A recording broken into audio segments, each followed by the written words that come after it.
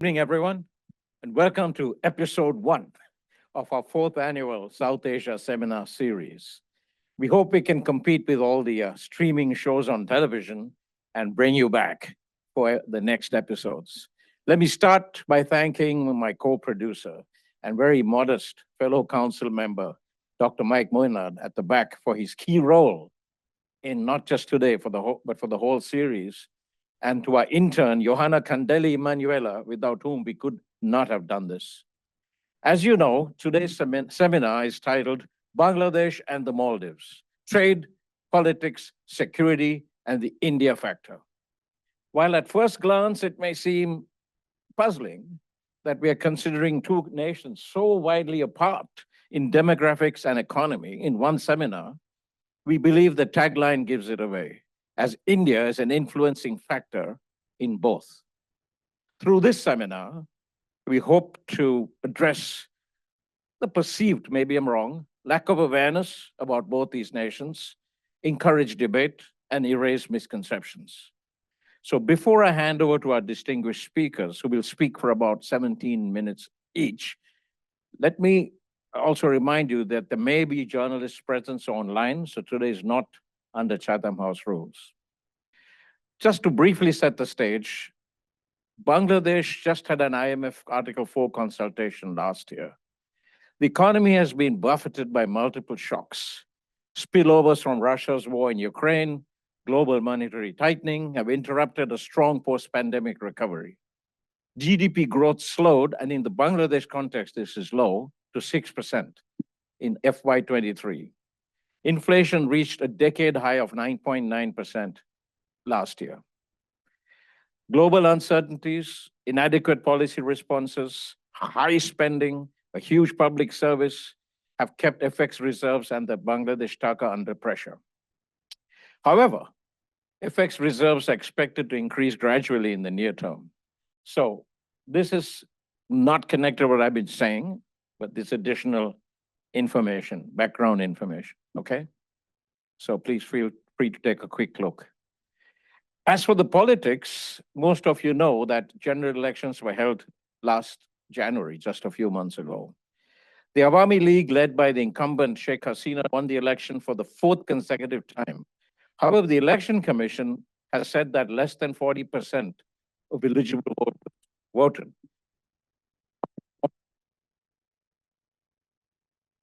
On 62 seats, but the others, they didn't run. They boycotted the election just as they did in 2014 and 2018, on the assumption that the Election Commission and the incumbent government did not organize a free and fair election. That's their statement.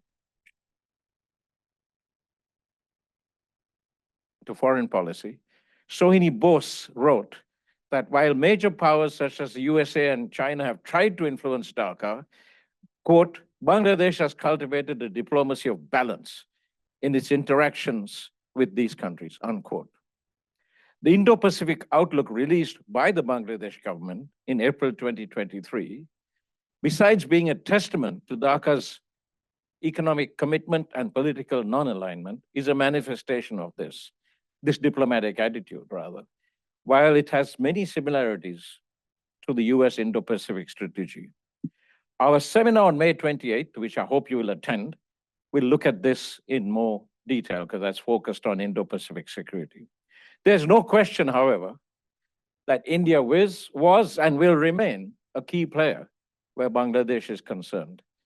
A recent article in Foreign Policy magazine, and I paraphrase, said Bangladesh borders India along the latter 7 northeastern states. That's a lot of states, including along the highly strategic Siliguri corridor that links these states to the rest of India and has long been a restive area to multiple separatist movements within India.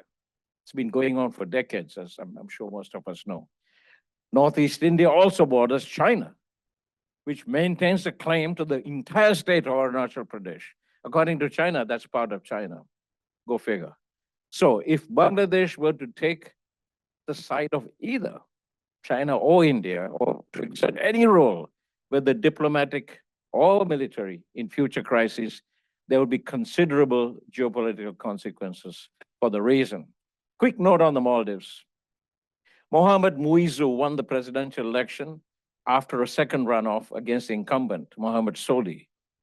Muizzu is openly pro-China and anti-India. As such, this election was seen as a test of the archipelago's nascent democracy as with China and its traditional benefactor, India. He's also widely acknowledged to have overseen a crackdown on dissent when he was in power. The parliamentary elections held just last April endorsed his policy. They backed him completely, the electorate, and his party won 70 of 93 seats and took absolute control of parliament. So this was seen as a crucial test for his plan to press ahead with closer economic cooperation with China and an endorsement of the president's earlier decision to expel the 80 or so Indian military personnel and to sign a defense pact with China. As for the economy, it's a small population. You can see the trade figures, very, very small, but this is really understated because a lot of the imports for their huge tourist industry comes from third countries. That wouldn't be captured, would not be captured here, but it's quite big. Comes from trading companies in Singapore, Dubai, and even Sri Lanka. All the fresh flowers and fruit for the hotels goes from Sri Lanka. So, according to the World Bank, now another thing, the Maldives has a per capita income of 11,000 US dollars a person. 11,000 plus. Why is this? Tiny population, huge tourism receipts.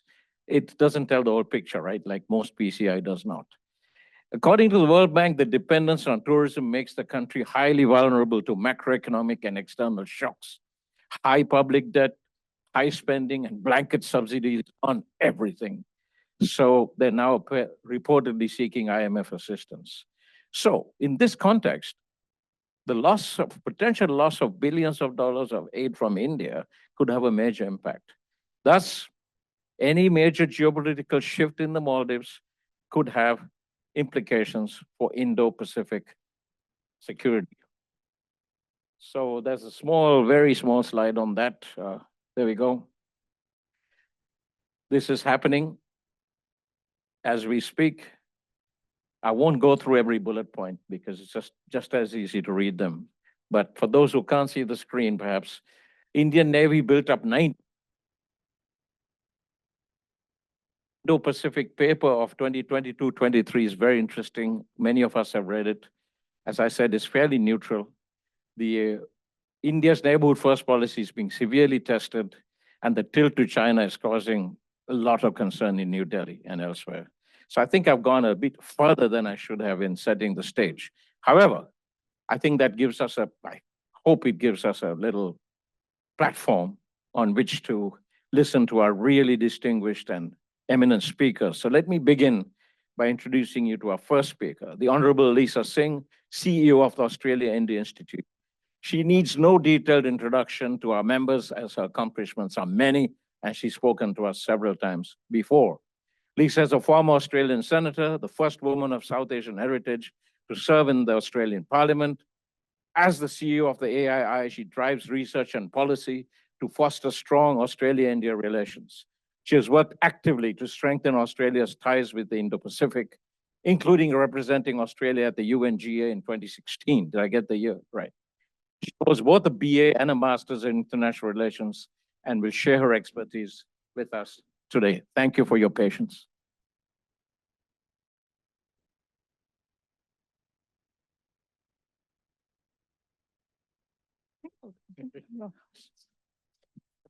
Thank you, Prakash, and Alistair, and to Mike from the AIIA Victoria for inviting me here today. It's wonderful to be partnering with AIIA again for our institute, the Australia-India Institute. First of all, I would just like to start by acknowledging the traditional custodians of the land we meet on this evening, the Wurundjeri people of the Kulin Nation, and pay my respects to their elders past, present and emerging, and to any First Nations peoples joining us here this evening.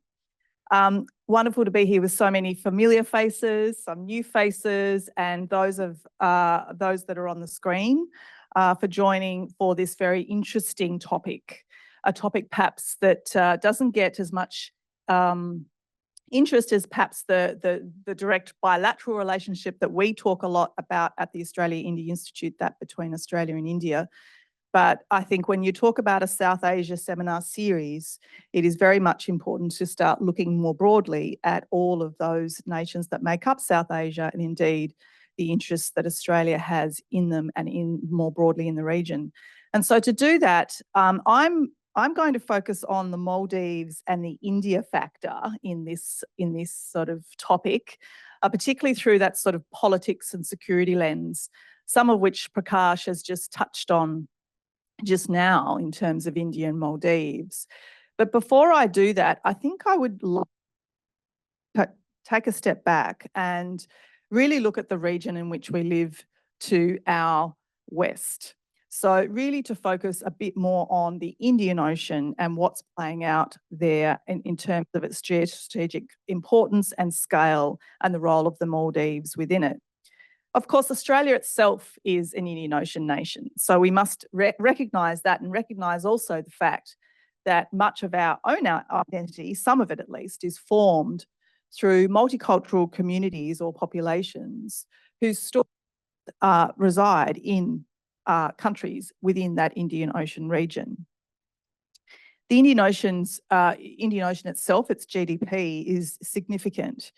It's projected to make up over 20% of global GDP by 2025. And despite that, recent significant economic performance that it has had and continues to have, development across the countries within the Indian Ocean is quite uneven, with some facing challenges that affect their development pathways in diverse ways. And one of those countries is the Maldives, and we'll touch on that a little bit more shortly. But just to put the Indian Ocean in a bit more context, the region itself covers about 20% of the world's water surface. It has around 80% of the world's maritime oil and 9 billion tonnes of cargo passing through it annually. And with so much of that global trade passing through the Indian Ocean waters, we should all have a shared commonality in our interests to build a stable and secure Indian Ocean region. I've just recently returned from South Africa, a visit to South Africa, where myself and our defence researcher Sam Bashfield held 2 roundtables co-hosted with 2 think tanks in South Africa, specifically focused on Indian Ocean security, both from a defence point of view, but also a human security focus. And what came out of that visit was clearly a broad agreement to view the Indian Ocean region as one region, looking beyond the Indo-Pacific to include the Western region, the western part of the Indian Ocean. In fact, during that visit, I referred to South Africa, Australia, and India as very much the anchors of the Indian Ocean region. And I think, unlike the Pacific or the Atlantic Oceans, the Indian Ocean itself is enclosed on 3 sides by land masses.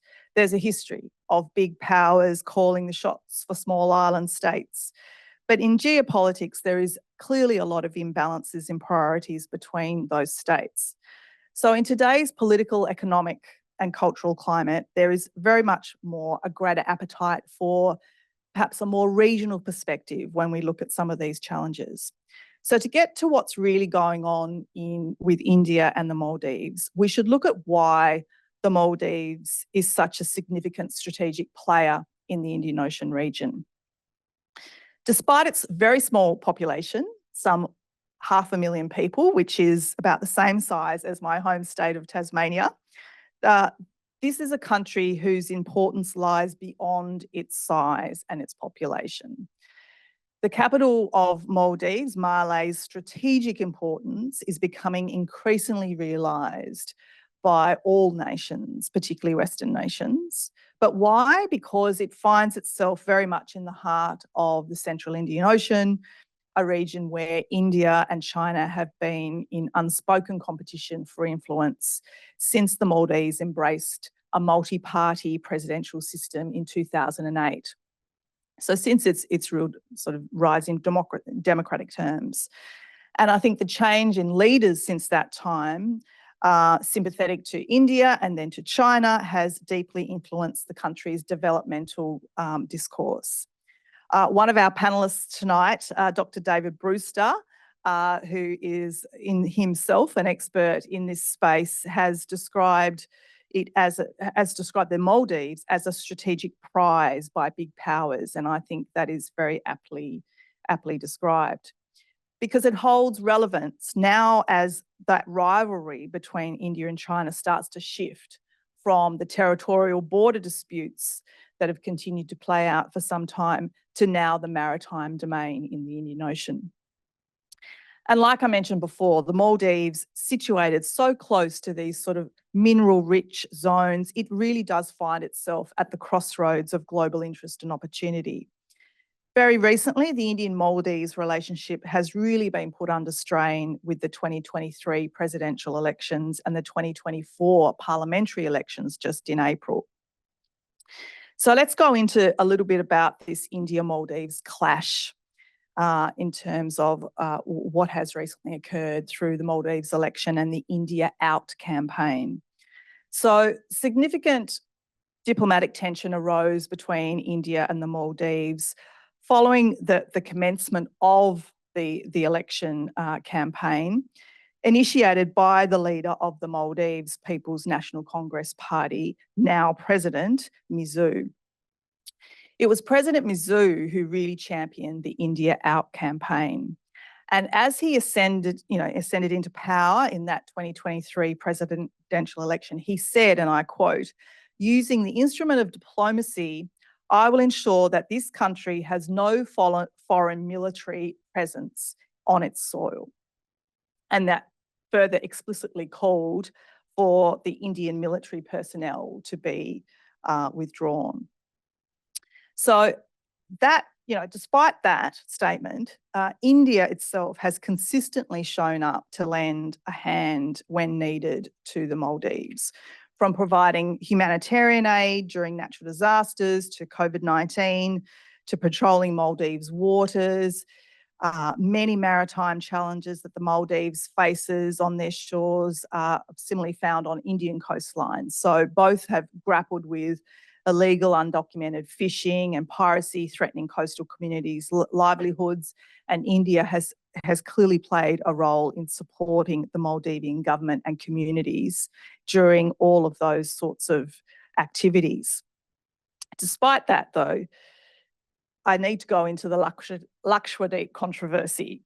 So what happened in January this year is Indian Prime Minister Narendra Modi made an official visit to the Indian Union territory of Lakshadweep. So Lakshadweep is off the west coast of India. It's a tropical archipelago, looks very nice.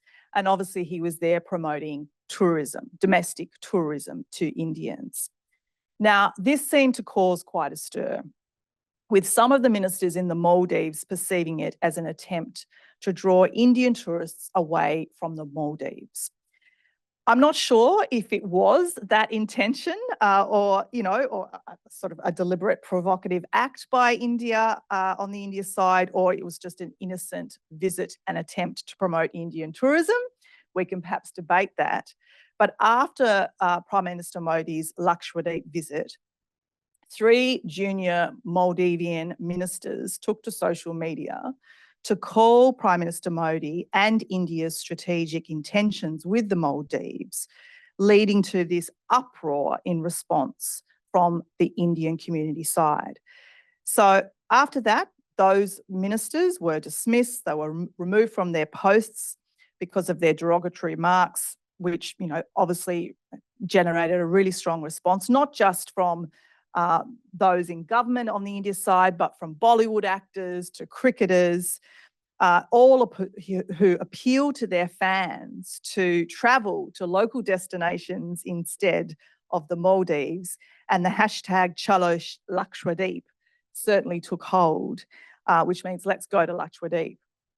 So at that moment, tourists from India to the Maldives decreased by 42%. So, and that was just in the first 4 months of this year. I'm not sure what it is at this moment in time. It could be higher than that. So yeah, that's compared to the same time last year. So you can see the impact of how this Lakshadweep conflict, but also just the India-Maldives conflict has been playing out in the most recent times.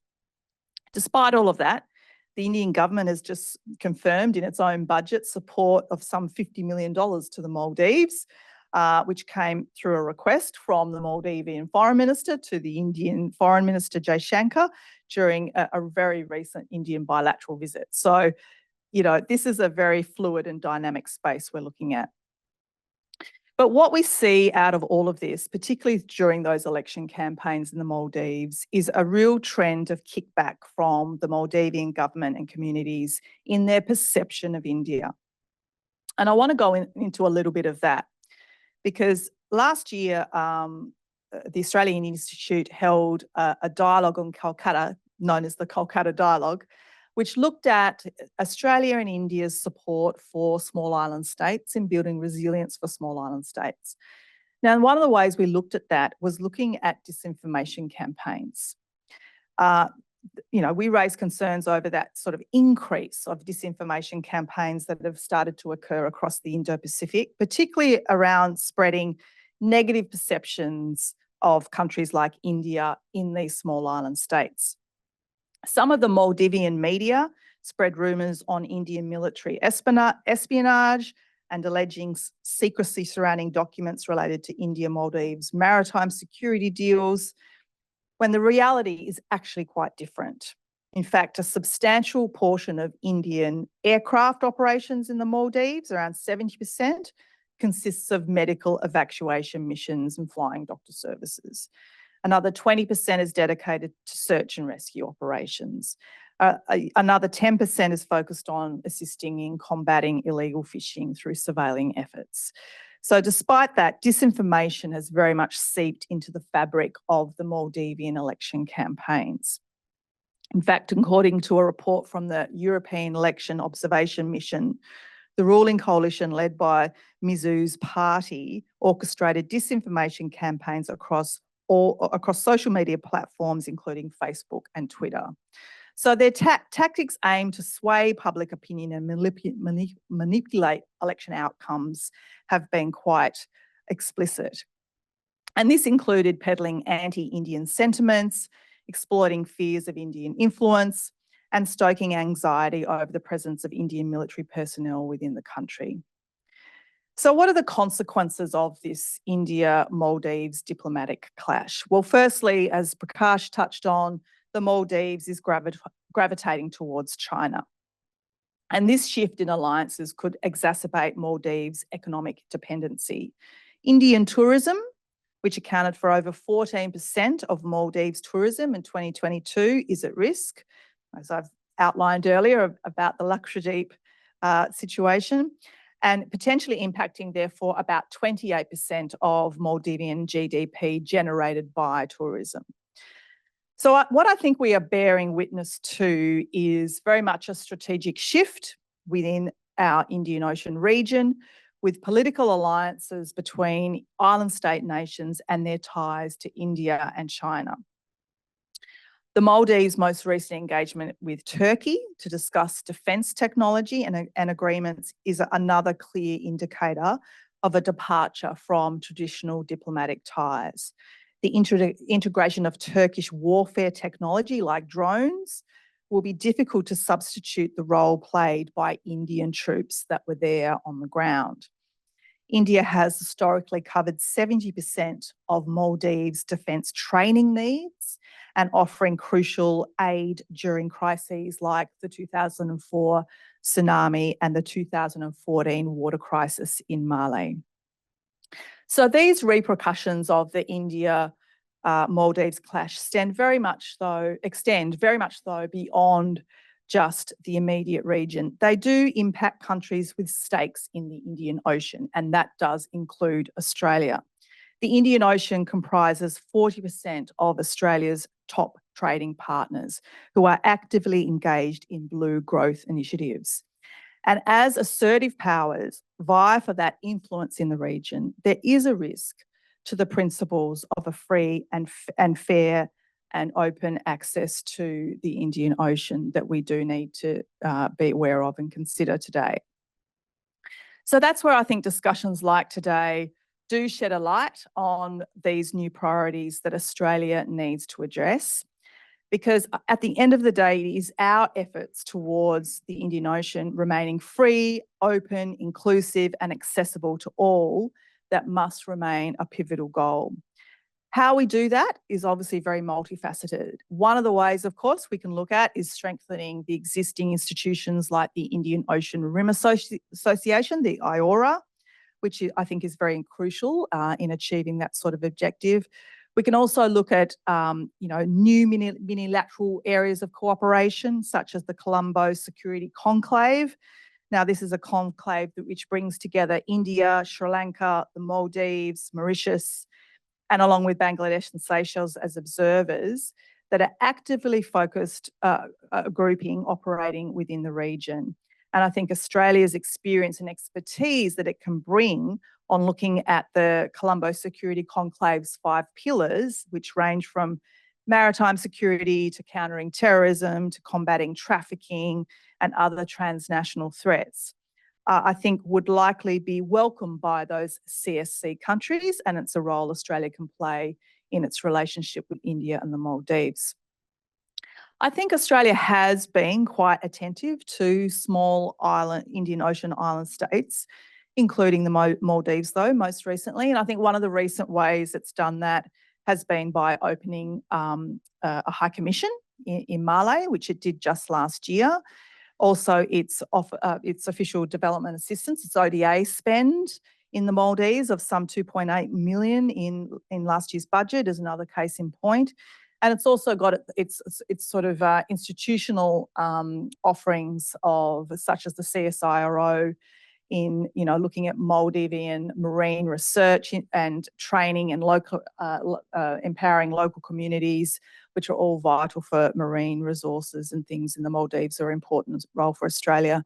And then there's the constant engagement between Australian and Maldivian ministers, including the recent meeting between the foreign ministers of Australia and India at the Indian Ocean Conference in Perth. So with that, I'll conclude by saying whilst it is important that we unpack today the domestic machinations that are going on in the Maldives, we must, I think, build a greater advocacy for regional peace and prosperity in the region by looking at the Indian Ocean region as a whole and the shared areas of contestation and challenges that it faces, and see how, as liberal democratic nations, we can work together to support the Maldives in its capabilities through investing more in the issues that matter for us all.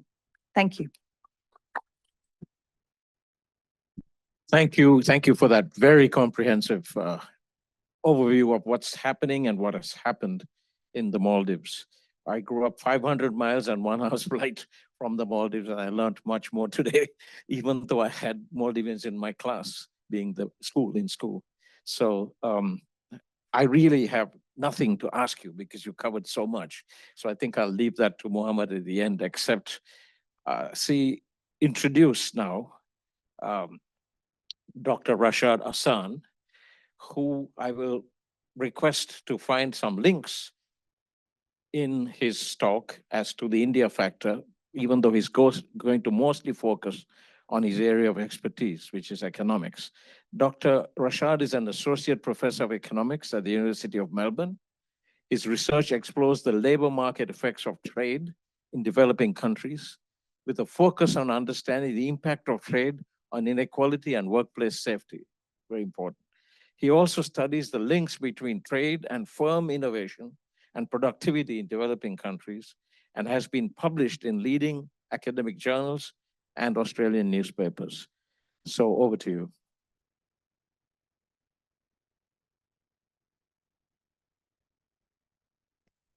Thank you, Prakash, and thank you for the AIIA for generously inviting me to be here today and to speak about Bangladesh and in general, but also its relationships with India in particular.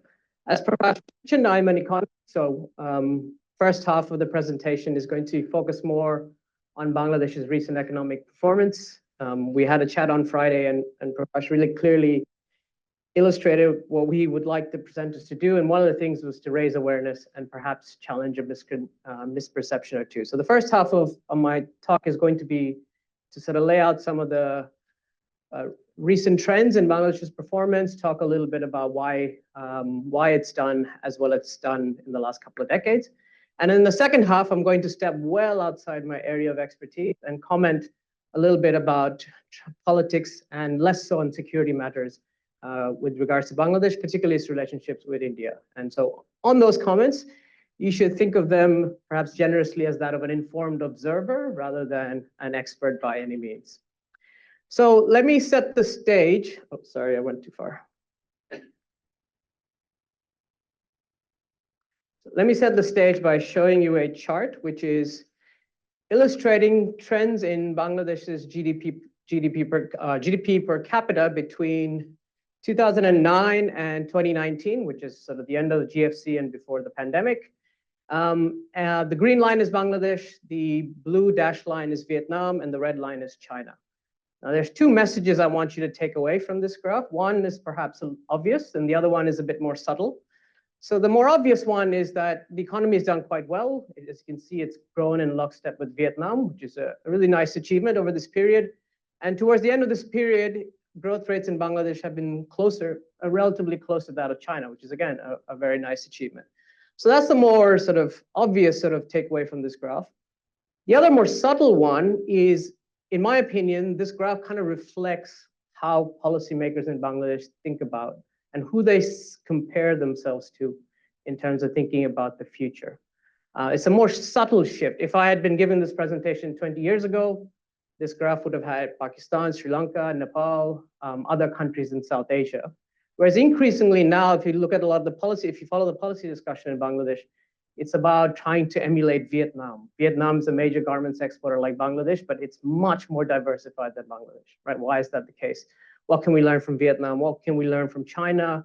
And what can we learn from other East Asian tigers who have used industrialization as a source of growth? Taiwan, Thailand, South Korea, et cetera. So there's been a shift in who policymakers, who analysts in Bangladesh think about or who are trying to learn from, which I think is a positive outcome of its growth experience. Now, you might ask, why? What explains this growth? My late colleague, Professor Max Corden, insisted that I work on a book on this topic because he was very fascinated by it. Much to Max's disappointment, I only have a slide. So I'm just going to give you a three-minute version. Hopefully one day there will be a book. I'm going to start with the garment sector, and I haven't necessarily sorted this in order of what's more important, but I want to start with the garment sector because in a way it's a nice microcosm of Bangladesh. There's a perception of the garment sector which is not necessarily in lockstep with reality. If you ask most people to describe a Bangladeshi garments factory, they will probably describe a sweatshop of some variety. And there are some factories in the country which are perhaps short in terms of being compliant with global norms. But the majority of factories I visit, even fairly modest ones, I've been surprised at how modern and how automated the production process is. It's hard to think of a factory that exports anything without things like computer-assisted design, without industrial engineers guiding every step of the production process. So there's a perception still, I think, of a very rudimentary, low-quality factory, which is a typical garments factory. But in reality, the typical factory is actually much more advanced and productive than that, which is not to deny that there are problems in the sector, but there's also been tremendous progress, which perhaps hasn't sort of caught on in terms of changing public perception. So that's been a big factor, the employment in the industry, the employment in ancillary industries providing other services. So when you talk to garments entrepreneurs, they'll tell you that in the late 80s, when the industry started, you couldn't buy a cardboard box locally, you'd have to import that. Whereas now all of that supply chain, backward forward linkages, not all of it, but a lot of it is local. So you've seen development in other sectors as well related to the industry. The second big source of development, and people who I think are the unsung heroes of Bangladesh's success, are migrant workers. There are hundreds of thousands of migrant workers in the Middle East, Southeast Asia, Europe, working in often very difficult conditions, but by and large, sending large amounts of money back home. Typically in villages. And international research has shown that this type of remittance has transformed the lives of the families that are left behind. So this is, again, a massive sort of contributor to Bangladesh's development. The third, and perhaps arguably a unique feature of Bangladesh's development, is the role of NGOs. It's partly to the, it's largely to the credit of the government, successive governments, that they've given NGOs the space to operate in sectors such as healthcare and education. And what you see is Bangladesh, relative to its GDP per capita, is actually doing really well in many social indicators. So there's this bottom-up development, which is a very, I would argue, is a unique feature of Bangladesh's recent growth. And credit to that falls to a large extent on the NGO sectors, organizations such as BRAC, Grameen Bank, who have been very active in providing some of the sort of human development aspects of growth. And then the fourth point I want to touch on, and this is relevant for the last, say, decade or two, is increasing policy and political stability. There is a caveat, political stability, perhaps at the expense of political contest. So as Prakash mentioned, in the most recent general election, turnout was around 40%, which is low by Bangladeshi election standards. So there is political stability, which is allowed for economic progress, but there's also potential downside. Now, let me touch a little bit on some of the challenges that Bangladesh faced, both on the economic side as well as the social side. Number one, of course, is climate change. It's an existential threat to this country, as rising water levels in the south, and particularly the coastal areas, rising salinity levels, which makes lots of traditional agricultural production, sort of limits the capacity of farmers to engage in traditional agricultural production. It's a big threat to income. I won't touch on it. That's sort of a topic for an entire talk on its own, but just to acknowledge that that is obviously a major issue. Widening inequality is also an issue. So if those of you who've been to Dhaka, it has all the hallmarks of a boomtown. Lots of new money, lots of showing off. I joke with my friends that in Australia, I feel upper middle class. When I go to Dhaka, I feel solidly middle class. And if I feel that way, I can't imagine how a middle income or lower income family in Dhaka is coping. Prices are out of control. I always do all my gift shopping in Australia because I did it the other way and I learned my lesson. So inequality is, again, an incredibly pressing problem, particularly in the last couple of years with rising cost of living. One of the other sort of pressing problems is economic upgrading and diversification. We've talked about garments industry itself upgrading, but really it's the case that more than 85% of our exports are from that one sector. It's going well, it has gone well for the last couple of decades, but there's a sort of risk associated with having such a large share of exports. I use Vietnam as an example, very similar export levels in garments, but garments represents a much smaller share of overall exports in Vietnam. So you have a case where it's a very diversified export basket, whereas in Bangladesh, it's a very concentrated export basket, which is an ongoing challenge. And so, and I want to lastly just touch on competing geopolitical actors and issues as an ongoing challenge, and I'll expand on this in the next two slides. And again, just a reminder, this is where I'm stepping well outside my area of expertise. So I'm going to be talking to you as an informed observer of what I see happening in the country. High-level summary, Bangladesh, like many countries in the world, and Australia is actually not that far off from that, is caught in between rival superpowers. So you've got China on the one hand, and the Quad, but more specifically, the US and India on the other. So it's a difficult position where it has to navigate against these two often competing superpowers.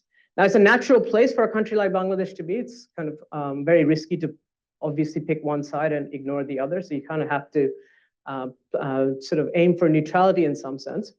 But I also don't want to do a disservice to the government in the sense that we shouldn't think of Bangladesh as a country that's lacking in agency and it's just kind of caught and has no say in this. One thing I observe over the last couple of decades is a foreign policy that's more ambitious. And the backstory here is that since we started having elections in the early 1990s, we've had repeated changes of government, and the focus has been entirely on internal matters, trying to one-up the opposition and win re-election. Foreign policy, in my opinion, has been relatively placed on the back burner. But with the recent, as Prakash mentioned, the current government is starting its fourth term in power, there's more sort of an outward orientation and more ambition on the foreign policy side. So there's a more deliberate, in my opinion, policy of essentially growing economic and military links with China as a sort of almost an insurance policy. So you want to sort of have strong relationships with both this situation. Now, goes without saying that this carries some risk. Obviously, it's very easy for a country like Bangladesh to overplay its hand. So it's something that policymakers will have to manage. And it's also not obvious that these two sides of the story that I've neatly categorized all have aligned interests. For example, India has relations with Russia and Iran, and recently Iran, that's perhaps stronger than what the US would like. So it's not like the Indians and the US are exactly aligned on all matters. So you've got competing interests, and Bangladesh has to sort of navigate its way through without upsetting anyone significantly. So it's a very challenging situation. And also, we hope that the world doesn't fragment further, but it's a possibility. And so Bangladesh's current policy of friendship to all becomes harder and harder when the world fragments even further. So that's an ongoing issue to manage. And so let me just end by talking about the India factor, which is sort of the big focus here. Very similar issues to what I talked about in the last slide, but let me just give you more of a bilateral perspective here. So India has historically been a very strong ally of Bangladesh ever since the War of Independence in 1971. There's deep cultural links between the two countries, particularly if you think about West Bengal across the border, who are culturally very, very similar, almost exactly the same as Bangladeshis. Some dishes are a little bit different, but that's about it. Apparently, they put sugar in their biryani, which is outrageous. And apart from that, we're basically the same language, cuisine, apart from biryani, is very similar. So there's obviously not a natural affinity between people in these two countries. So there's deep cultural links, but it's also the case that strong links between these two countries is a geographic necessity. I would argue for both sides. For Bangladesh, 3/4 of Bangladesh's borders is with India. So you have sort of having friendly relationships with India is a sort of a common sense approach. But for India as well, strong relationships with Bangladesh is important, if for nothing else than to sort of limit China's influence in the region. So I think having strong relationships between the two countries, which is the case now, is a necessity for both. And you can see that in growing trade between the two countries, discussions around a common economic partnership, which is people often associate as being a precursor to a free trade agreement at some point in the future. So these are all positive signs. But nonetheless, if I speak from a Bangladeshi perspective, India remains a polarizing country. So as I mentioned, there are deep sort of cultural links and friendship. The influence of Bollywood is a positive one in Bangladeshi society. But there are sort of niggling issues, water sharing, Rohingya repatriation, to name a couple, and also from some quarters at least concerns about its role in Bangladeshi politics as well. So it is a deep friendship between the two countries, but it's nonetheless a complicated one. But the last point I want to say is, thinking about, again, Bangladesh's economic issues going forward, I see a sense of stability in the India factor. I think it's in both countries' interest to remain friendly and have strong, cordial relationships. So at least for the medium term, I expect that to continue. The more pressing concern for Bangladesh economically is the US factor. So for those of you who've been aware, the Biden administration has been very strong in trying to stop democratic backsliding in Bangladesh. So there was a lot of sort of very stern rhetoric prior to the election. It's died down a little bit, but from a sort of economic perspective in Bangladesh, that's an ongoing challenge. It induces a bit of uncertainty. And if there's any business person in this room, they'll tell you uncertainty is not good in that context. So that's something for me as a Bangladeshi and also as an analyst of the region, just something that sort of has my interest and something that I think we all should keep an eye on. Dr. Ashan, that was amazing. I'm not so sure. I'm not so sure you're just an informed observer for policy side. The economics was excellent and the politics was quite informative. Just a quick observation. I mean, your garment sector has been really amazing, but what impressed me, I was in that sector for 25 years in another country, that how open it has been to foreign investment and to employing foreigners. Yeah. I mean, close friends of mine opened factories there in the 80s and 90s, And thousands of people from Sri Lanka work in management and there's been no issue with giving them work permits and that, which I think is really unusual for the region. And I compliment Bangladesh on that because it's vital. Question about the economy. I mean, as you quite rightly said, diversification is going to be vital. You can't have 85% in one sector. Has there been any attempt to move into services like BPO, IT services, provision of the kind of things that are doing so well in other countries in the region? Any attempts to do that? I think IT has been a recent success story. If I'm not mistaken, it's one of the top 3 or 4 sectors now in terms of exports, but it's still quite small compared to garments. There's an attempt to learn from India a little bit in this space and try to grow in that sector. But the one thing I didn't touch on, and which has been a weakness for Bangladesh, is the lack of foreign direct investment. There has been foreign direct investment, but not to the scale that we would like. And there's some belief that that's sort of essential if we're trying to diversify. Having foreign firms coming in the electronics sector and help that industry grow in Bangladesh, which has been the traditional pathway for East Asian countries, but hasn't happened so far in Bangladesh. And I think that's key to further diversification.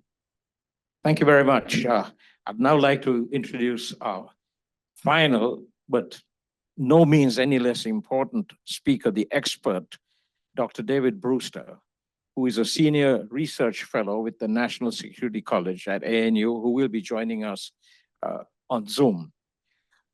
As many of you know, Dr. Brewster is a leading expert on Australia's security relationships in South Asia and the Indian Ocean region in particular. His books include Asia-Pacific Power, about India's strategic role in the Asia-Pacific, among other books. His latest edited volume is India and China at Sea, Competition for Naval Dominance in the Indian Ocean. He regularly works on security issues in relation to Bangladesh and other Indian Ocean island states. So with that brief introduction, which doesn't capture a lot, I will now turn you over to the gentleman on the screen, Dr. David Brewster. Hi, everyone. Thanks very much, Prakash. So tonight I've been asked to talk about both Bangladesh and Maldives, their relations in the region, and also particularly Australia's relations with those countries. And I'll just stand back and ask, well, why are we talking about those countries in particular, Bangladesh and Maldives? It's because Bangladesh and Maldives, and along with Sri Lanka, are all countries that have been identified by recent Australian strategic documents and statements as being key states in the Northeast Indian Ocean that Australia needs to engage with. And in addition, the Northeast Indian Ocean itself has been identified as one of the Australia's three key strategic regions, along with Southeast Asia and the Pacific Islands. Now, in the Northeast Indian Ocean, Australia's been partnering or seeking to partner with India over the last 15 years or so. It's been particularly successful in developing that partnership over the last 5 years or so. And so now there's been a realization in Canberra that it's not just all about India, that Australia also needs to be paying much greater attention to other key countries in the Indian Ocean. And they've been identified as Bangladesh, Sri Lanka, and Maldives.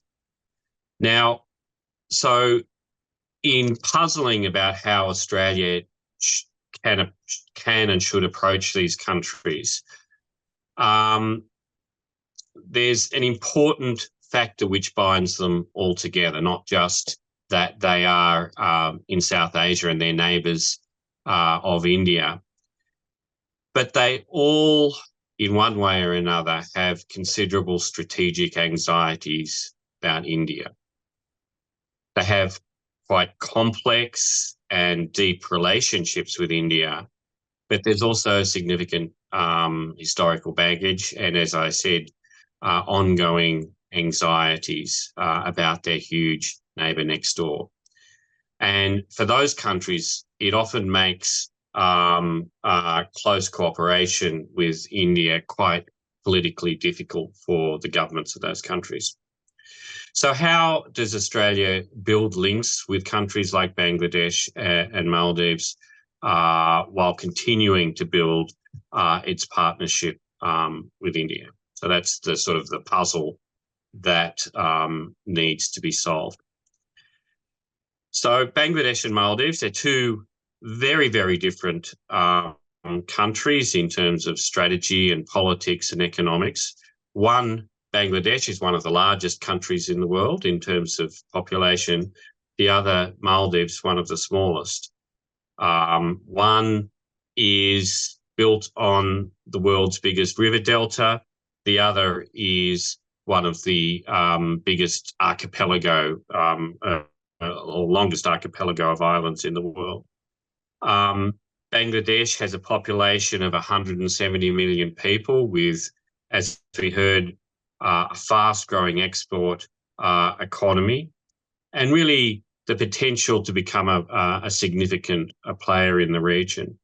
Maldives has a population of only around 500,000. It's tiny in area, in land area and resources, but it occupies a very particular and important strategic position in the Indian Ocean. In looking at these countries, one really important caveat, and that is we need to avoid making the mistake of looking at developments in these countries through the lens of India-China strategic competition. Some analysts make these mistakes.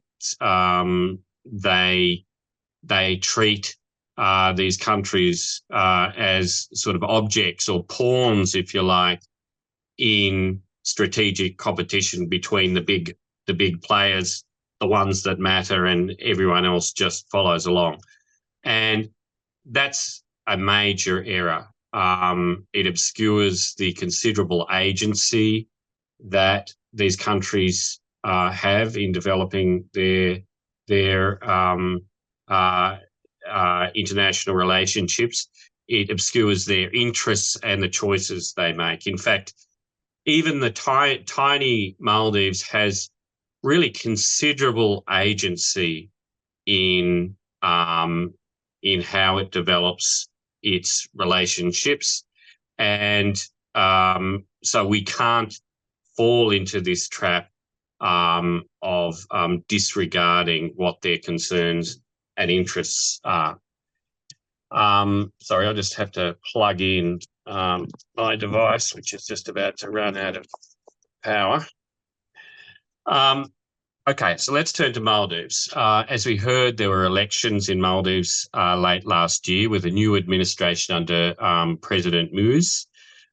He was elected partly, not all, but partly on an India Out platform. And the popularity of this new administration was really confirmed in recent parliamentary elections, where his party was returned with a really significant majority. So what was all this India Out stuff about? It was essentially focused on the presence of around 75 Indian Naval and Coast Guard personnel in Maldives, operating 3 aircraft, 2 helicopters and 1 fixed-wing aircraft. And as Lisa mentioned, they were providing a range of services for the Maldives government, which included fisheries surveillance, search and rescue, and medevacs. So there's a lot of isolated communities in the Maldives where they can't be easily gotten to by boats. And so, in effect, these aircraft were being used as a Royal Flying Doctor Service to evacuate people who are sick or injured from remote communities. So they were providing a really important public service. But the reality was that the presence of foreign uniformed personnel in Maldives bred very wide resentments. And It was very badly handled by both the former Maldives government, but also the Indian government. There was very little discussion and explanation given as to what they were doing. Several years ago, I jokingly told the Maldives Defence Minister that Maldives had to sponsor a flying doctor service program, just like we had here in Australia, showing how these people were doing such a great job. But the reality was that neither the former government nor the Indian government were actually willing to explain what these personnel were doing. This bred resentments, conspiracies, etc., which the current government took advantage of electorally. And so one of the first acts of the new government was to terminate these arrangements. And in fact, what has happened is what should have happened several years ago, which was to replace these uniformed military personnel with civilians, Indian civilians who are in reality retired Indian naval personnel to fly these planes. And that should have happened several years ago, and that could have avoided many of these resentments. There's a number of other things that have happened in the India-Maldives relationship, which I think Lisa outlined some of them, including frictions over tourism and hydrography, etc. But as I said, it's not helpful at all to frame this issue in terms of India versus China. In fact, the very clearly stated aim of this new administration is to diversify Maldives relationships beyond India. And so that's why the first meeting that the new president had with another head of state was with the president of Turkey. And so that led to Turkey supplying aerial drones, which could be used by Maldives to try and police its own EEZ. We've seen quite recently an announcement of a visit by a Turkish naval vessel, which is really quite extraordinary for the Indian Ocean and demonstrates both Turkey's strategic ambitions, but also Maldives' interests in diversifying its relationships. The Maldives president has visited China, but also really interestingly, what we're seeing in Malé is reaching out by the Maldives government to Australia, Britain, and the United States to step in to provide a lot of things that Maldives needs. So it's not a simple story of India versus China. It's a much more complex story of a country, rightly or wrongly, using its own agency to diversify its relationships. Now, unfortunately for the Maldives at the moment is that it's heading into a major economic crisis. There's a very high likelihood that it will default on foreign debts, that the IMF will be called in. As Lisa mentioned, just yesterday, the Maldives foreign minister was in Delhi. There was an agreement to roll over an existing $50 million of debt that Maldives had to India. That was the reality behind that was to stave off an immediate default by Maldives on its foreign debts. While if you go back several years, Maldives was heavily indebted to China as its major foreign lender. I haven't seen the exact numbers, but I suspect that India is now the major foreign lender for Maldives. And so we will see in coming months how this plays out as Maldives requests debt rescheduling by both India and China, as well as all of its other international lenders. And it'll be very interesting to see to what extent both Delhi and Beijing try and use the outstanding debt to leverage their positions. Again, going back, why do we care about Maldives? We care for a number of reasons, but if you go back to the basic strategic issue, Maldives occupies a position right in the centre of the Indian Ocean, and if a country that was able to develop a military position there that was not in Australia's interest, then we would be significantly affected by that. Let me just quickly turn to Bangladesh.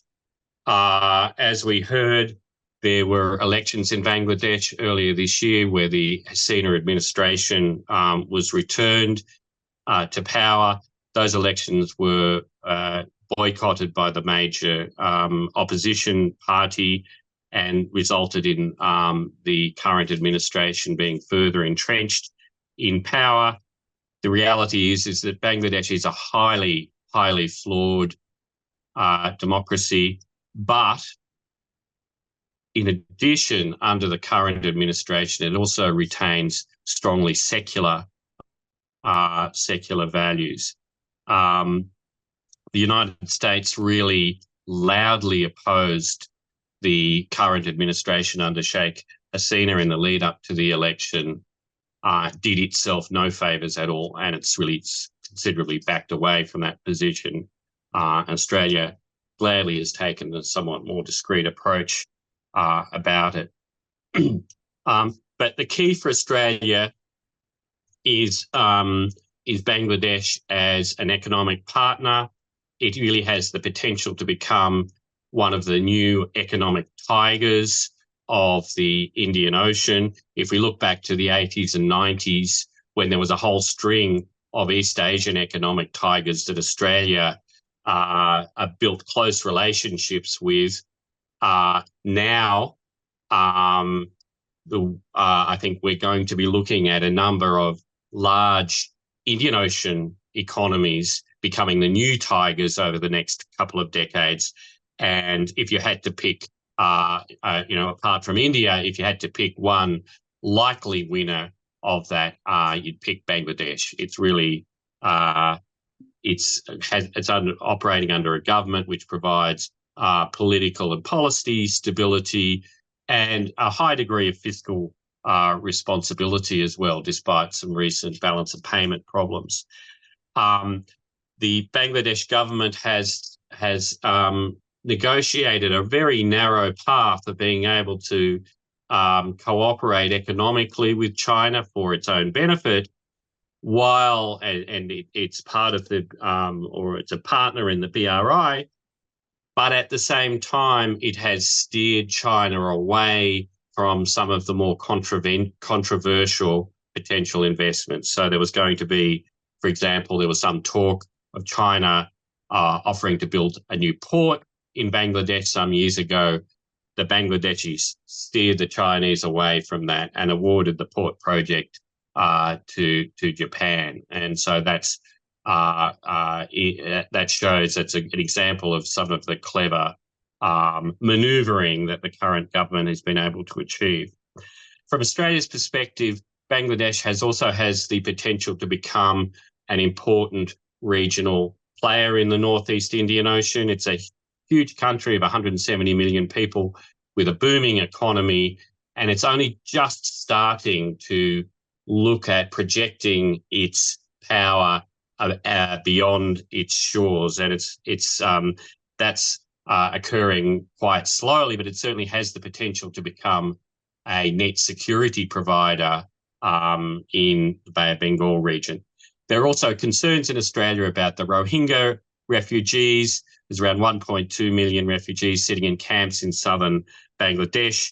Concerns that they may wish to come to Australia. Indeed, there was an uptick in departures last December heading towards Indonesia and potentially Australia.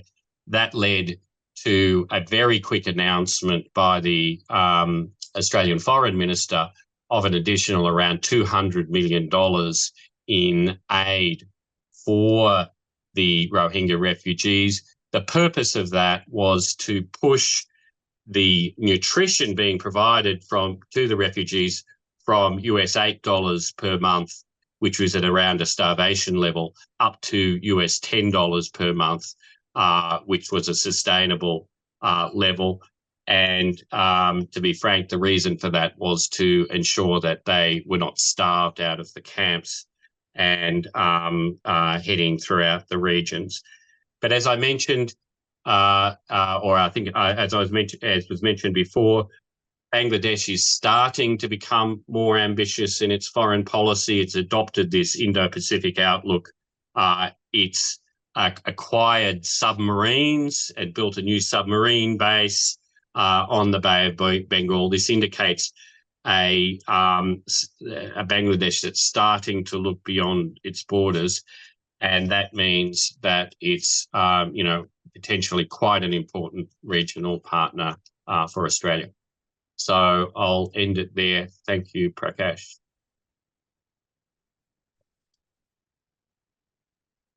Thank you, David. That was actually very informative, and thank you so much for your time streaming in. I think I spoke a bit too long in the beginning, so we're running a little late. So without further ado, I'm going to introduce you rather than try to summarize what every speaker said. That'll take too much time. I'll introduce you to our eminent fellow council member. I can't think of a better person to run the Q&A, Mohammed Chowdhury, who has worked in more countries than I will ever see in my life, in more than 80 countries, I'm told. He's the founder and CEO of Longstreet Advisors, a visiting fellow at UTS, and advises clients on meaningful digitalization. He's a trustee of the UK's Institute for the Future of Work, has written for multiple newspapers and publications. I will not take much more time except to recommend his book, Border Crossings, My Journey as an Outsider, published last year. So Mohammed, over to you. Thanks very much. Thank you very much, Prakash. Very kind of you. Good evening, everybody. Thank you, panelists. Thank you, David, online. I've been told that we've got till 6:57, which is only about 12 minutes or something like that. So we'll make it really, really quick. And we'd love to have a few questions from the floor as we proceed. So, firstly, I think thank you to all of you, including Mike and Prakash, for how you set this up, because I think what I've learned from the last hour of discussion is that whilst we're talking about these small states in the context of countries such as India and China, these states have got agency and they've got relevance. And they've got relevance because not only because of their own emergence in different ways and their own importance, be it location for Maldives or the growing economy for Bangladesh, but they're also, in my mind, important now because of the context of Cold War around the world, which means that small states are likely to become more important at that point. So with that question or with that point in mind, the question that comes to me for all of us is, what's the lens? What's the lens through which we should be looking at this the countries that we've been talking about? And so, Lisa, I wanted to maybe start with you, if I may. Thank you for your talk. So, do you believe that Australia has got, I'm going to ask you a leading question. Do you believe Australia's got the right lens for looking at this, as David called it, the Northeast Indian Ocean region, to be looked at in a slightly different way? Thank you, Mohammed. Look, I think Australia has come some way in its lens or its focus on, dare I call it, the Indo-Pacific as a whole. That focus in the past has been very much more on the Pacific side than on the Indian Ocean side. But of recent, and I think David touched upon the new Australia Defence Strategy, which really has quite a strong focus or a lens on the Northeast Indian Ocean. But, you know, it doesn't sort of go beyond that. And whilst we have talked a lot tonight about the Maldives as being a an island state that is very much focused in the central Indian Ocean, and Australia has very much got that country in its purview. You know, the Indian Ocean is made up of more island states than that. And if we look at some of the challenges that those island states are facing, they are very much in common with each other. So I think that is where perhaps Australia's lens falls a bit short. Yep. And I think into the future, as this Indian Ocean region does become more of an area or a geopolitical area of contestation, but also economic contestation, that Australia is going to need to broaden that lens beyond just the Northeast Indian Ocean. And just a quick follow-up, and what if we were to do a look back from some point in the future rather than look forward? So we've been looking forward a lot. If we were to say, let's imagine it's 2050 and we're looking back at what happened in the last 25 years, something would have happened that would have made more. Is that to really take a different view as to how we deal with it as a foreign policy partner, etc.? In a sense, but I mean, I think we do need to give Australia a little bit of credit. Yeah. I mean, it has just opened an embassy there.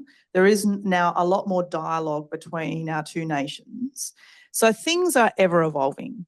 I think, though, it is the role of think tanks and academics to actually highlight some of the more challenging aspects if it limits its purview to just that. So, you know, I get the idea of looking ahead and you know, predicting the future, but I would like to see Australia step up, not just its lens in terms of the whole of the Indian Ocean on the geopolitical front and in the hard power sense, but also looking at development assistance. You know, Australia really pulled out of Africa some time ago.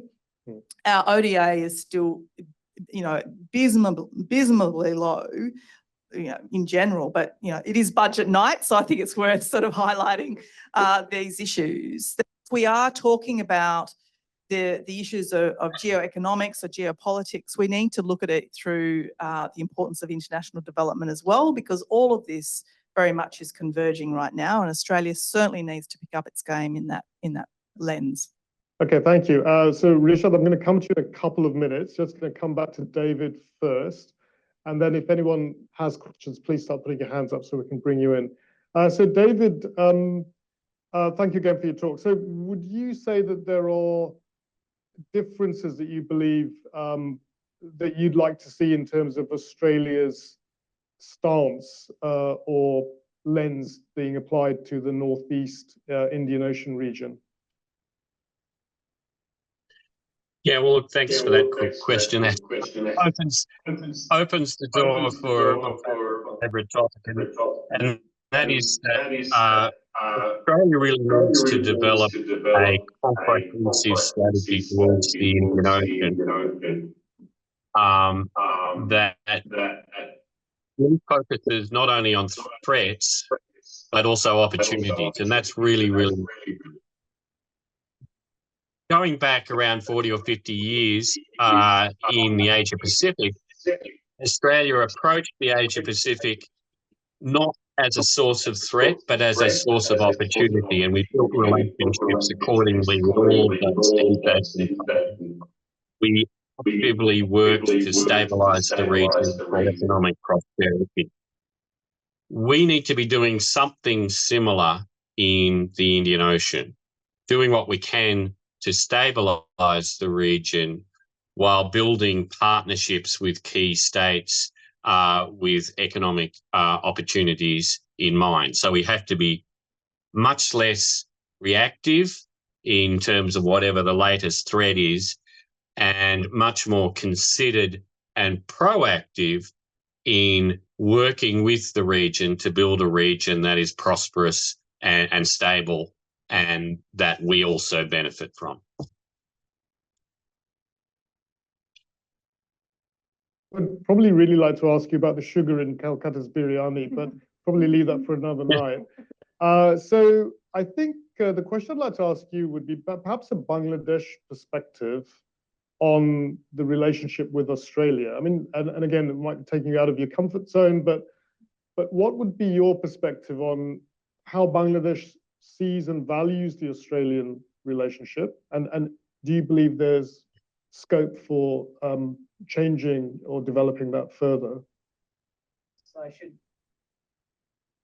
So I should mention that I'm also Australian as well. So let me start with a response that's more sympathetic to the Australian government. Again, as an outsider, I see an Australian government in a difficult position because the contest for influence in its own doorstep is heating up. Solomon Islands, PNG are examples. So I understand perhaps, to answer your question, yes, there should be greater interaction between Bangladesh and Australia. But I can also understand why there's a sense that we've got quite a few challenges at the same time. I think that there has been historically strong links between Australia and Bangladesh, but in more understated ways. So Australia has been a longtime supporter of BRAC, which is one of the largest NGOs in the world. Most people are not aware, but that's an example of strong economic ties in that respect. But I think there's room for much stronger ties. One area where I find it surprising that we don't have stronger ties is in agriculture. Australia and Bangladesh are two countries that are almost polar opposites in terms of agricultural productivity. There's a lot of potential learning that Bangladesh could have from collaboration with Australia. So that's just an example of where there's scope, there's sort of really low-hanging fruit in terms of deeper ties between the two countries. Thank you. And just one quick question back to David before we open up questions. So you mentioned that perhaps the world shouldn't look at it just in terms of the India-China relationship. Do you believe that there is enough space for these nations to develop their own multilateral types of relationships with different countries, or do you believe that's going to be difficult? No, look, it's an open door. I mean, I work with all of these countries all the time, and it's an open door. They absolutely want to develop a relationship with Australia and other similar middle powers.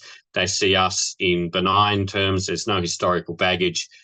They see a relationship with Australia as easing the strain they feel as between India and China and the United States, provide greater ballast and choices for their relationships. And similar approaches towards Japan and some European countries. So, for us to develop relationships in countries like Bangladesh, Sri Lanka, and Maldives, it's very much an open door. And the biggest problem is not from their side; it's from the Australian side. How do we mobilise attention and resources to properly engage with these countries? Now, do we have any questions from the floor? Zara, yes. And then Karen, thank you. Okay, Zara Kimpton, National Vice President. Look, before I ask my major question, I do have just a quick geographical one. Looking at the map there, Maldives, a lot of former British colonies. I was just interested as to the population of the Maldives, 500,000 people. Are they racially similar to what we see in Sri Lanka and India? Who populated the Maldives? And then my main question is the India-Bangladesh relationship, the sort of dates from the creation of Bangladesh back in 1972, whenever it was. And obviously then it would have been partly influenced by India's relationship with Pakistan. Is India, its good relationship now, partly based on its relationship with Pakistan, that it would be happy to be sort of complicating that relationship? Thank you, Zara. So I think two questions. So Lisa or David, who would like to take the Maldives question? I think we're pointing at you, David. David, would you like to address? Thanks. Okay, look, a bit of a potted story that there's 500,000 population. It's, I suppose, because it's an island crossroads, there's influences from Africa and Southeast Asia as well as South Asia. But despite those different influences, it's a very homogeneous population. It's 100% Sunni Muslim, as stated in its constitution. You mentioned the British connection. Although on the old maps, Maldives used to be coloured pink, there was the British flag never flew over the Maldives capital, and that is because they off their own bat, they went and negotiated a deal with the British at the end of the 19th century, in which they retained full autonomy and there would be no British governor. So that's the sort of historical connection. This question about Pakistan, I don't think Maldives has any desire or intention to complicate any relationships at all with India. I think it's their 100% focus is on A, retaining their own agency, and B, economic development. So there's certainly no desire to cause any problems, but there is a very much a national focus on not being dominated, on retaining their agency and retaining their own national aspirations, I suppose. Good. I'm just rushing over because of time, so I think we'll just come to Lisa. Any other comments on the Maldives? And then perhaps Rishad will come back to you on the Bangladesh relationship. Yeah, Lisa. I think David covered the Maldives. I mean, I think we need to look at a lot of the region in terms of its, post-colonial positioning. Now, for Bangladesh, it received independence a lot later than India and Pakistan. India and Pakistan, obviously, through partition, and we know the bloody sort of battle that happened there. And that continues to play out on the Kashmiri border. And that is really the difference between the India-Pakistan relationship today compared to that with Bangladesh, which doesn't share that border dispute. So I think they are very distinct and unique in terms of relationships between India and Pakistan and India and Bangladesh. Thanks, Lisa. Rishad, would you want to add anything to? So I interpreted that question about India-Pakistan contest in Bangladesh. I think perhaps in the early years of Bangladesh, there was an element of that. But I think in recent years, I think these two things are fairly separate. So not quite intertwined anymore. Thank you. So, yeah, question. Karen von Straukius, University of New England.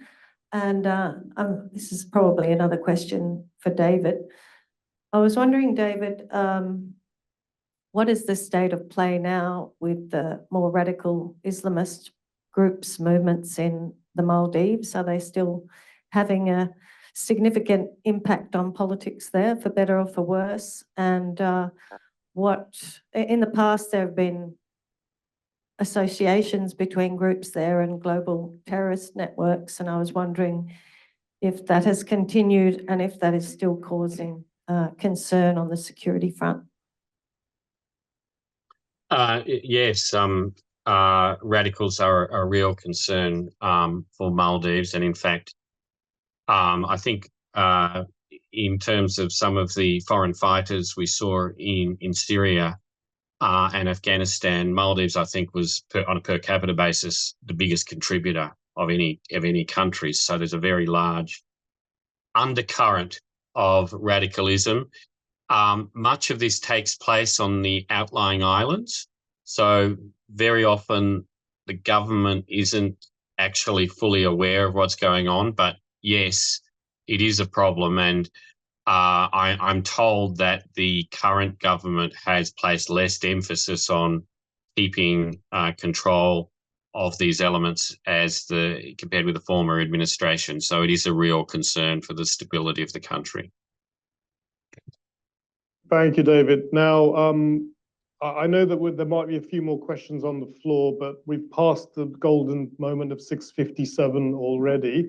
So I'd encourage you to ask more questions as we network and so on. Just leaves me to say to wrap up, if I may wrap up, or did you want to say a last thing? Rishad, did you want to say a last thing? So if I may start wrapping up, I'd like to say thank you very much to the panelists for taking your time to come over here and David to come online from Canberra to join us today. You brought us great insights. I mean, I think we were saying before the seminar happened that we want to hear the deeper insights of you as experts and people who are very committed to these issues, and you've brought us that very much in spades. So thank you. And as Prakash said, this was episode 1. So please do look out for the notices for episode 2 and episode 3, which will come later on as well. So without further ado, thank you very much to everybody. Thank you.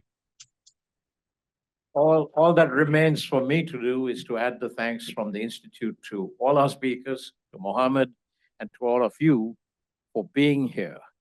It's been really nice of you to come out. 2 quick points. We have 2 more. Just think you paid for a Netflix subscription and you have to see it. One on the 28th, which is going to focus on Indo-Pacific security issues in relation to the wars in the Middle East. It's a new twist, we think. And also on the 11th of June, am I right, Mike, on the impact of the Indian election, both within India and in its foreign policy relations.